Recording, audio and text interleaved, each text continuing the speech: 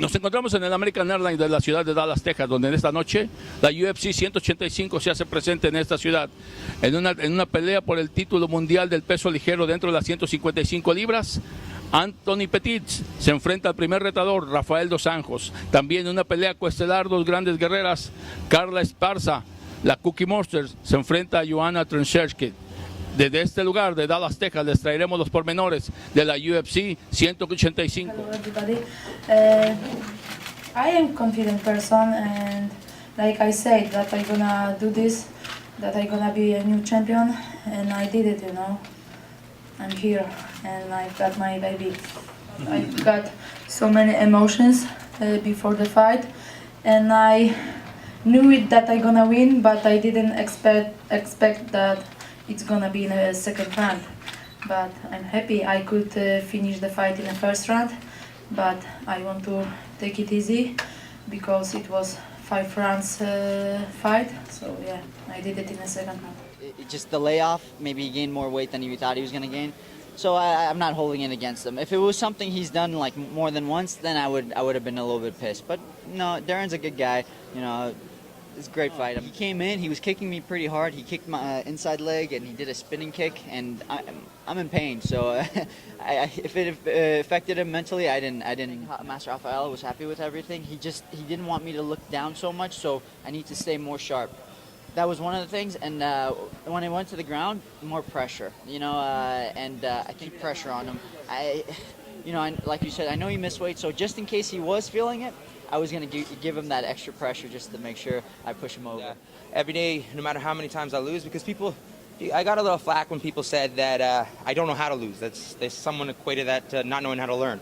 But I would argue that I lose every single day in the gym. And going into the Nogueira's gym, I saw plaques and pride trophies from 2003, when it was my first year of high school. So to put that whole aspect in it and just kind of take it with, honestly, just a grain of salt, but cognitive of just the situation. It was a blessing to train there, and honestly, it's a blessing to do what I do for a living. I'm undefeated and no complaints, but I'm still going to go back to the drawing board and learn. Depending on what you want to look at, I'm 12-0, 11-0. UFC says I'm 12-0, so that's what I'm going to count. And honestly, I've only been professional for 3 years, and another 3 years of training. I started this after my first year in university out of a want to. I was in university. I was enlightening the mind. I thought the body should follow too, and soon after I realized that they were intertwined.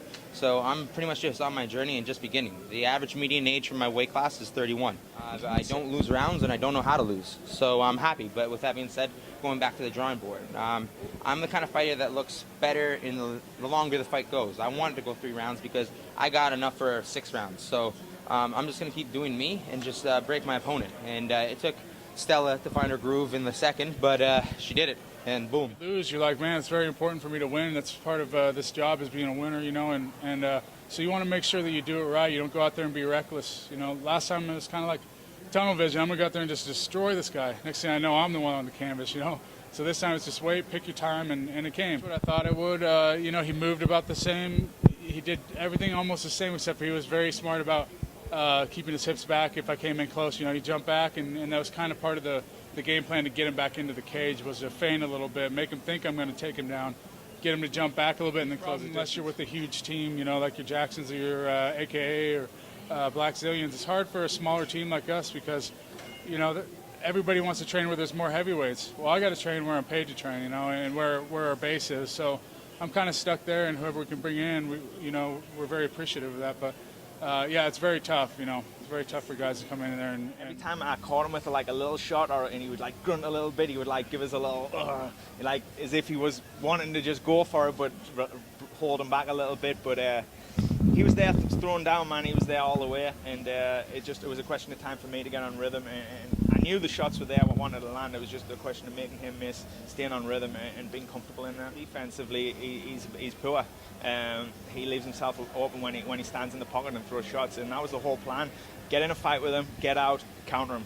That was the plan with him the whole long. In and out, pick your shots, boom, big shot, bang, let him go. Do you know what I mean? And that was the game plan. The first round didn't really go to. I tried to slug with him a little bit, but once I got on rhythm and found my range, I was exactly how I should have been.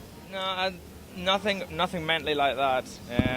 It was a question of who I really am, what type of fighter I am, how can I bounce back, and how many times can I bounce back. I've been up and down, and I've been in the UFC for a long time now. I've had wins, I've had losses, I've fought some great guys, some of the best fighters in the world, and you know, how many times do I need to come back? And it was a question to me to go out there and prove to myself what kind of type of fighter I am. I'll live by the sword and I'll die by the sword. You know, I'll go out there and I'll fight in front of the fans and I'll give 110%. Whether I'm 100% or not, I'll give 100% and fight till the bitter end, because that's what I am. I'm a born fighter. So did I. It was just part of the fight. Obviously, this is a huge W. Knocking out a Pettis isn't easy for anybody. You know, only one other person has finished him before me, and I'm the first one to knock him out. So obviously, this is a huge win for me. This is a huge wave that I tried to make in the flyweight division, and hopefully I can keep climbing here. And I sat in the nosebleed section. I never in my life did I think that I would be in this spot, and I would be the one getting my hand raised, and I would even be at the American Airlines Center. If I ever thought I was going to be in the UFC, I figured I'd be cornered somebody here.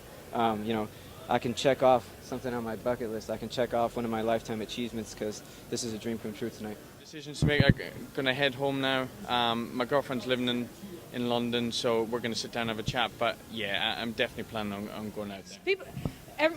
Most of the people that know me from my old kickboxing days know that I like to finish fights. I like to brawl, I like to finish fights. And I wanted to make a statement. I am here to finish fights. I'm not here to lay and pray. If you want to fight, you come to fight. I'm the girl that's going to bring a fight.